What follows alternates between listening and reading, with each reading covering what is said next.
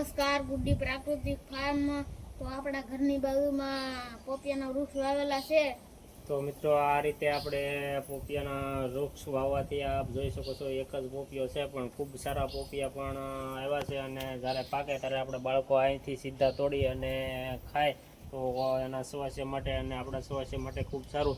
તો આ રીતે શાકભાજી પણ આપણે દૂધી, તુરિયા આ રીતે આપણે બાજુમાં વાવી અને આ રીતે આપણે સીધું તોડી અને શાક બનાવીએ છીએ. તો આ રીતે આપણા પોપિયાના પણ ઝાડ વાવેલા છે. તો મિત્રો આ રીતે આપણે જોઈ શકો છો, આ 5-5 કિલોનું પોપિયા એક થાય તો આપણે કુદરતી રીતે અને એકદમ નેચરલ આપણે બાળકોને ખાવા મળે. તો આ રીતે બધાય પણ વાવે તો એક પોપિયાનું ઝાડ હોય ને તો પણ આપણે બધા બાળકો માટે ખૂબ સારું. આપ જોઈ શકો છો આ રીતે પોપિયાના ઝાડ વાવેલા છે. લાઈક, શેર, સબસ્ક્રાઇબ કરવાનું ભૂલતા નહીં. જય જવાન, જય કિસાન, જય ગૌ માતા.